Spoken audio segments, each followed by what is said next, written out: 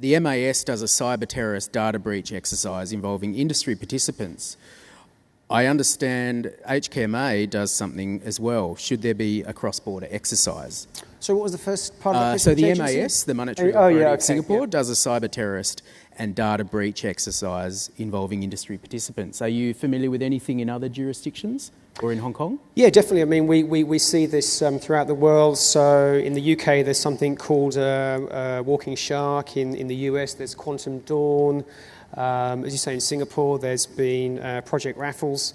In fact, myself and my team, we participated in a similar event here in Hong Kong, which was sponsored by ASIFMA about two and a half years ago, where the whole of the industry participated in a crisis response event where we simulated a crisis. And if I recall, one of the use cases was a hoax call that there was a bomb or something that might have looked like a bomb on the MTR, and then a series of events after that. So indeed they do take place, and they're very, very valuable, because ultimately, until you've really tested your incident response processes and other tools in a very sort of what I call live fire exercise, difficult to know whether they really work or not. And often you do find gaps, and these exercises are very useful in identifying gaps. They really are.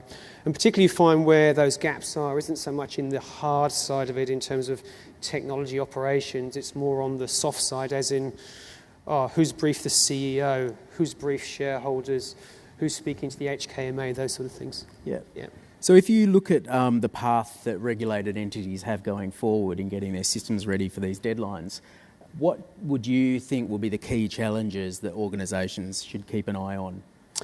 Well, a couple of things we're seeing. One is a potential dearth of qualified staff. So as in many areas right now, there is a bit of a war for cyber talent. So we're seeing talent sort of appearing as a key shortage or gap, if you will. Yep. Secondly is interpretation of the regulations.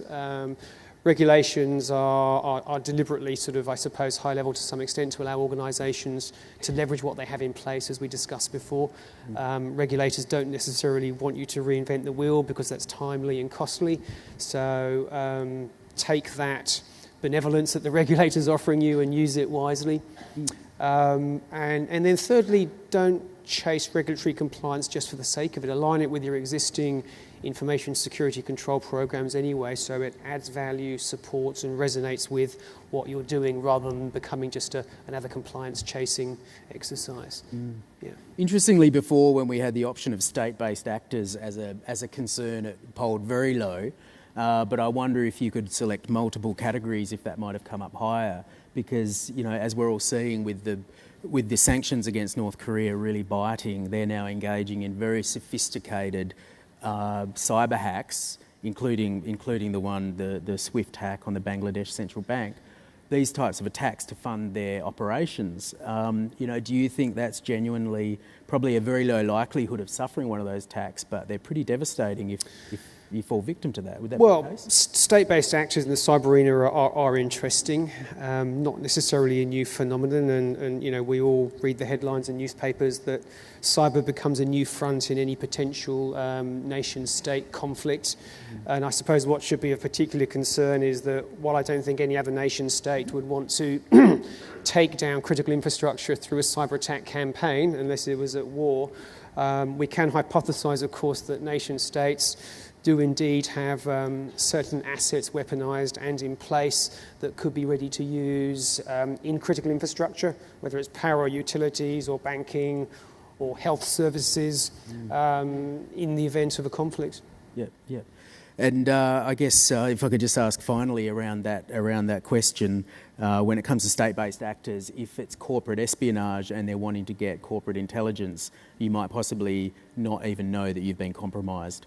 So it's not just the would it be true that it's not just the apocalyptic events, North Korean attack on your business, or the Russian attack, or the US attack? And you make a good point about, have I been compromised? That doesn't just, of course, relate to attackers who are state-based. It's criminal gangs as well. And time again, surveys show that many organisations don't realise they've been breached until a third party tells them.